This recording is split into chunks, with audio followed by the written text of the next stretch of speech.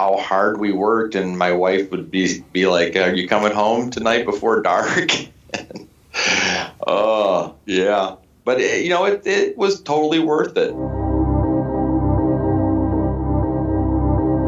Welcome to the Quick Talk Podcast with Joshua Latimer, where we discuss business, life, family, faith, struggle, fire, pain, and ultimately winning. It's time to take massive action. Look, I can't work harder on your life or business than you do. It's ultimately all on you. God created all the food the birds would ever need, but he doesn't put it in their nest. You've got to go get it. 10 out of 10 people die. So how about doing something today that actually matters while you still can? Hey everybody, welcome to the Quick Talk Podcast. Josh here. Hope you're doing fantastic. Can you believe it? We're getting close to mid-April. I mean, come on, people. Do you have your goals written down? Are you on pace? Are you off pace? How many more average ticket jobs do you have to get this week to close the gap? I mean, I could go on and on with all the exciting business jargon, but I know that everybody that listens to this show is improving their systems and measuring things, and they're excited, and you're crushing it, and you're excited for the year. But it is weird that the first quarter is already over. It's over. We have 3 quarters left, and we're already halfway through the first month of that quarter. It's pretty crazy. Now, today I have a special guest, and he's one of my best friends in the whole world. He's my business partner. We grew our service company together. We also have grown and are growing currently Send Jim, our app, together. And even though none of us, between the two of us, knew anything technically about anything with software development or anything, we've chosen to walk down this crazy path and go into a totally different industry. And I thought we'd have a casual conversation. So let me introduce Chris Phillips. How you doing, Chris? I'm doing great, Josh. Thanks for having me. Everyone says that every single time, no matter who I interview. It's like, how you doing? They say, I'm doing great, But what if you're actually doing bad? I mean, we don't actually tell the truth, right? Because we have bad days. I mean, I don't know if you do, but I've had like many bad days in a row, like recently. Why? What is it? Is there no pain and suffering in our life? Well, I think it's kind of like the Facebook. I think you're the one that told me this. It's like we put up our highlight reels, and of course I don't want people to know that I've had a bad day and that the kids didn't want to go to school back from spring break, and we had a blowout, diaper in the morning. So, I mean, I'd already done more by 6:30 than most people did all day with my 5 kids. So, yeah, I mean, but it's my position that I feel very privileged to be in. So when you ask that question, in the grand scheme of things, I'm doing really well. That's true. It is true. If you live in the United States in 2018, and you're even aware of the idea that you can be your own boss and have a small business, you are winning already. Like, just to be where we are, in the country we are, in the environment we are, with the amount of opportunity that we have is mind-boggling. Yeah. It's literally... It's crazy. I was looking, my sister is my new executive assistant. She's amazing. She's actually a professional executive assistant, worked in downtown Detroit for these gajillionaires, actually a billionaire. And now she had a baby and she had some more flexibility. And so she's working for us. She's up in Ludington today helping me get some things organized. And what was my point? I had a point. It was really epic.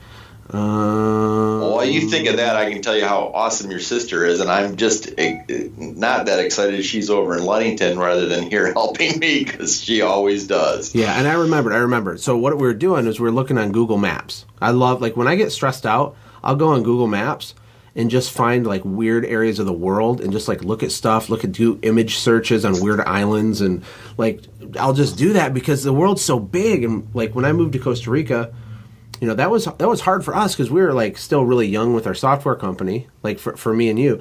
And I moved down there, and it made it, more challenging. But one of the things I learned was like how freaking blessed we are in this country.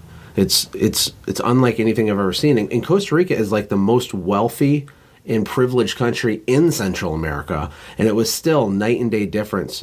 Just the mentality, the mindset, the way that the government works, the way that the bureaucracy works, the way that the market works, people's willingness to invest and spend money on different types of services, totally different down there.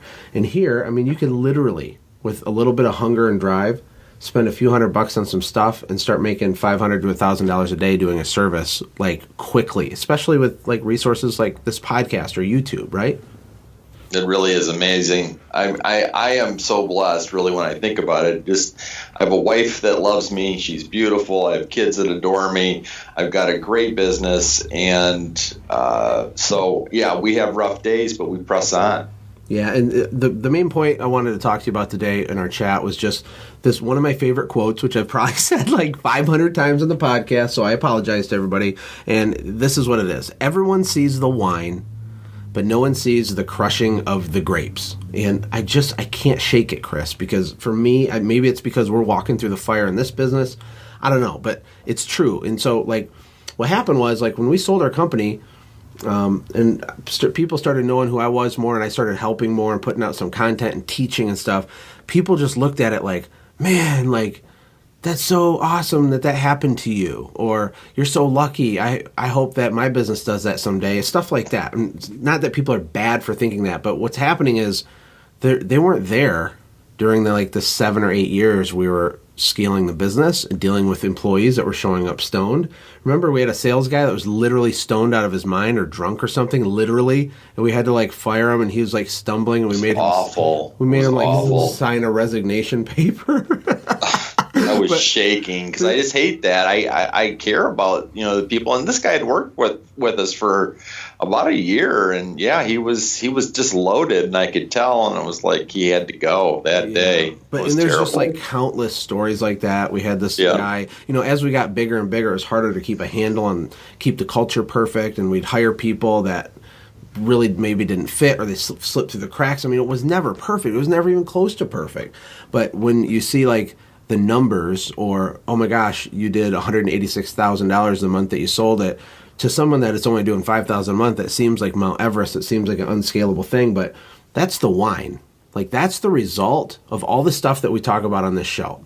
Digging the well before you're thirsty. It's laying the groundwork. It's Chris doing relationship marketing at a super deep level for many years.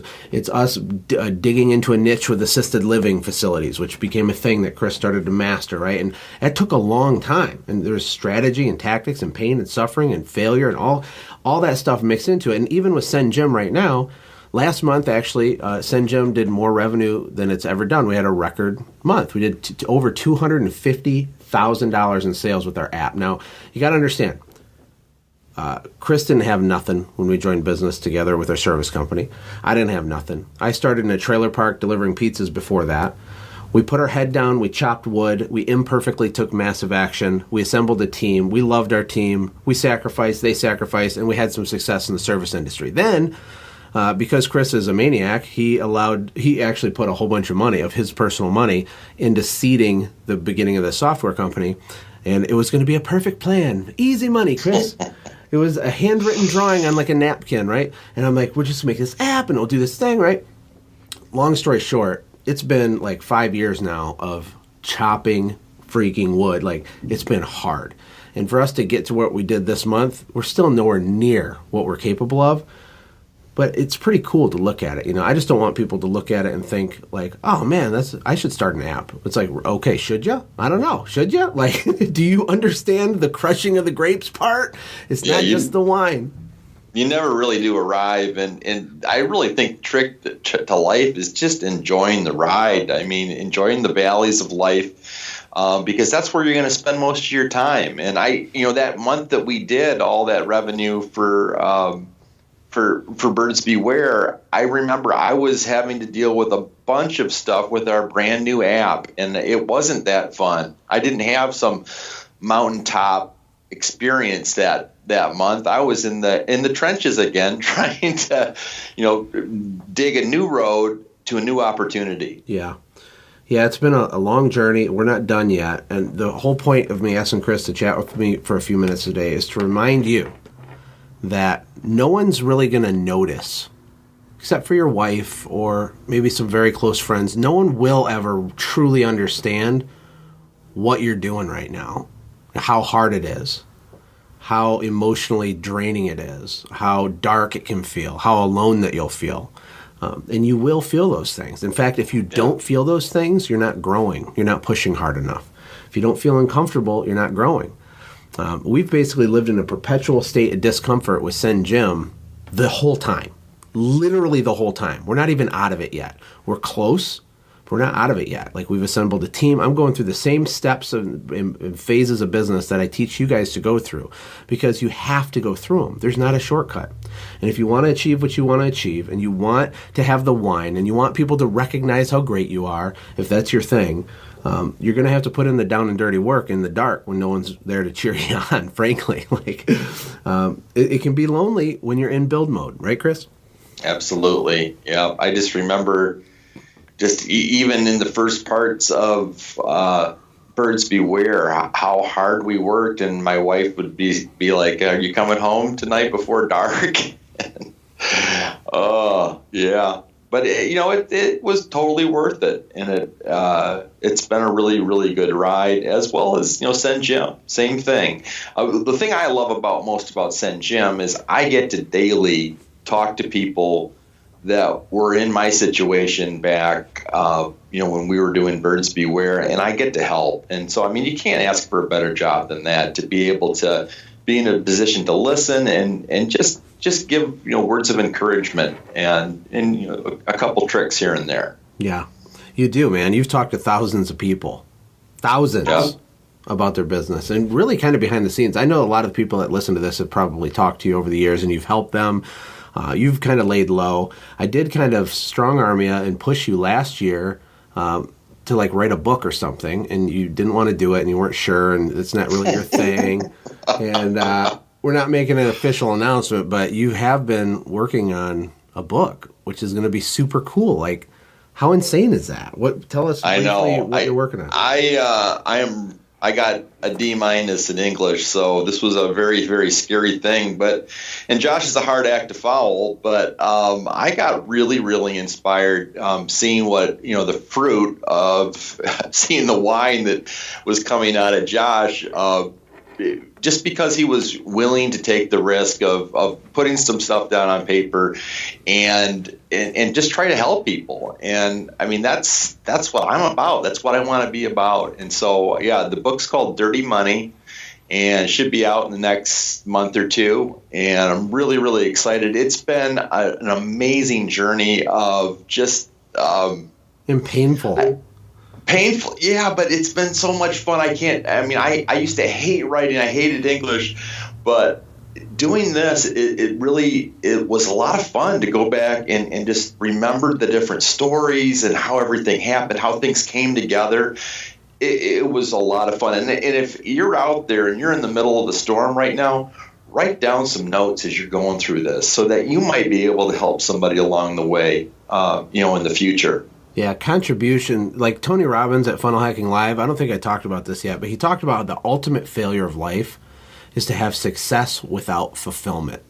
And that was like a mind bomb. Like, if you win, but you feel nothing in regards to fulfillment in your life, that's the ultimate failure. That is the most gross thing you can. It's actually scary for me to think about that, because we always think like the next thing that we arrive at, the quote unquote, the mountaintop, then we'll be happy. Then we'll give ourselves permission to be content, right?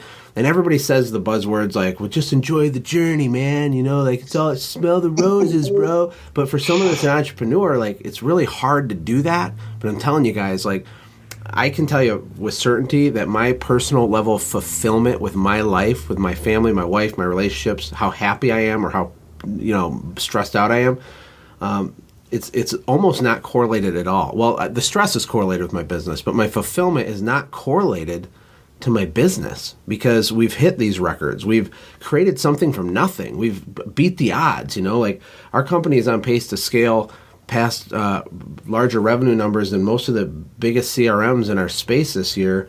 That's insane. I don't know what I'm doing. We're doing it, right? But it doesn't make me feel fulfilled. And your business isn't going to make you feel fulfilled either. That's why I want to make sure everybody understands that. Take Chris's advice to enjoy the journey and document the pain as you go, so you can help other people. Because here's the trick. When you get to a place of contribution, then you start feeling fulfillment. I'm cleaning out my office with my executive assistant, fancy, Who's my sister? Anyway, and she's part-time. But anyway, she's here, and I'm going through, I just have papers everywhere, and there's this letter. Someone typed out this super long letter to me, thanking me, just going on, and you changed our life, and I implemented this thing, and then thank you. And he sent us a bunch of gifts, and it was crazy. And believe it or not, that happens more and more. Like, it's amazing. But those letters, we're keeping them in a special file. Because those represent contribution. And so when I get burnt out or tired and I don't want to do a podcast every day because it's really hard, please feel sorry for me. Anyway, when I don't want to, that's why. It's like that gives me life. It's like gas in my fuel tank. And I know, Chris, for you, when you hang up the phone and you helps give someone an aha moment that's going to turn it around for them, it feels way better than even you yourself hitting a revenue goal for your own business. Absolutely. Yeah. My wife asked me today, she texted me, how you doing? And because she knew it was a rough morning, and I put back, I'm doing amazing. And she goes, you just put a big smile on my face. But again, it's the position that I'm in. And as a Christian, I win, in the end. So it's my positioning that makes me who I am. And my fulfillment hopefully is derived from helping others. Yeah. I like Howard Partridge. I think it's him. He says it doesn't matter who you are. It just matters whose you are. And, there's some Jesus shout-outs to Jesus.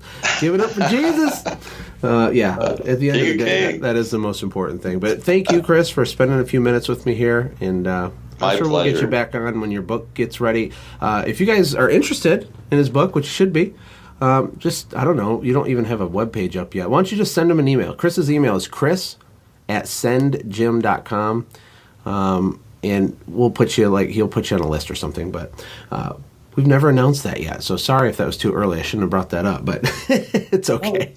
Puts a little bit of pressure on. Yeah, get the thing published, man. Come on, massive imperfect action.